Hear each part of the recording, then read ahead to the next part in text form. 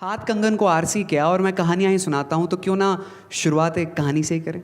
चलिए सबसे पहली कहानी की तरफ चलते हैं। मैं आपको मालगुडी डेज की तरह एक गांव में लेकर जाना चाहता हूं। बहुत पहले एक छोटा सा गांव था।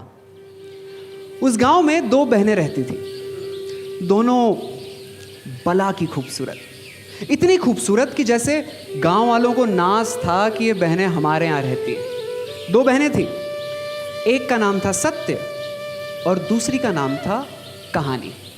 दोनों बड़े प्यार से, खुशमिजाजी से उस गांव में रहा करती थी।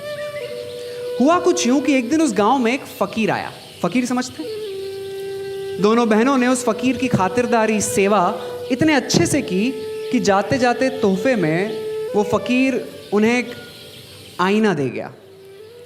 ये पहली दफ़ा था जब दोनों बहनें आईना देख रही थी। सबसे पहले सत्य ने आईना उठाया, अपने आप को आईने में देखा और कहने लगी कि अरे मैं कितनी खूबसूरत हूँ, मुझसे ज़्यादा खूबसूरत तो और कोई हो ही नहीं सकता।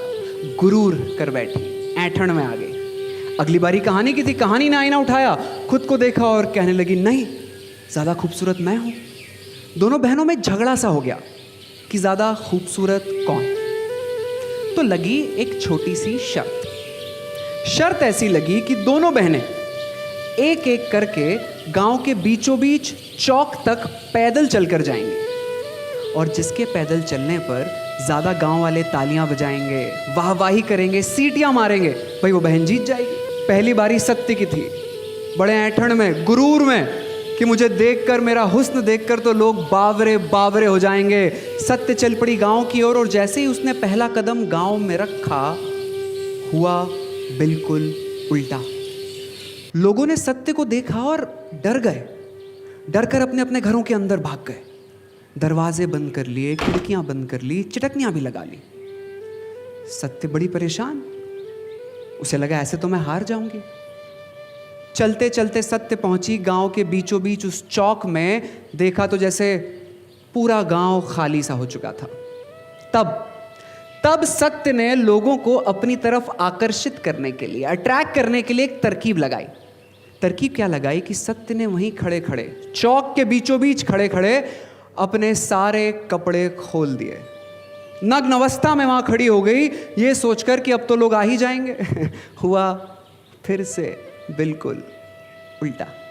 जो एक दो लोग कहीं इधर उधर घूम रहे थे, देखकर वो भी डर गए। घरों के अंदर दरवाजे बंद, खिड़कियां बंद, चिटकनियां भी लग गई। सत्य रोने लगी। कहीं दूर अपने घर में बैठी कहानी ये सब कुछ देख रही थी। तो अब कहानी ने एक तरकीब लगाई।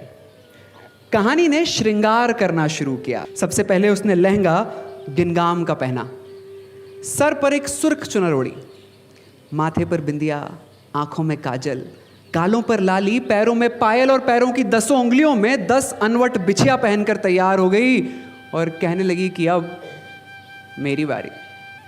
फिर जैसे ही कहानी ने पहला कदम गांव में रखा, उसके पायल की आवाज आई छन, और उस छन के पीछे जो घरों की चिटकनियां बंद थी वो खुलने की आवाजें आने लगी। जहां जहां से कहानी गुजरती, लोग अपने अपने घरों से बाहर आने लगे, उसके पीछे चलने लगे, नाचने लगे, गाने लगे, वाहवाही करने लगे।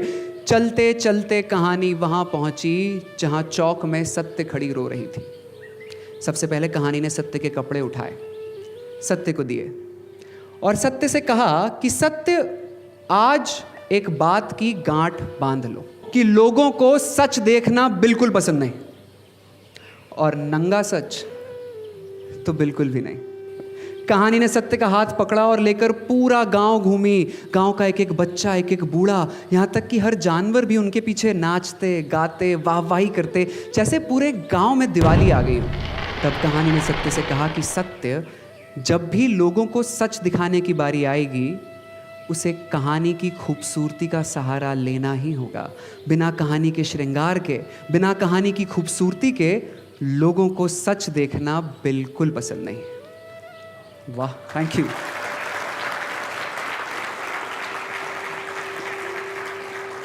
अच्छा, मजे की बात यह है कि आप लोगों को बात बताने के लिए भी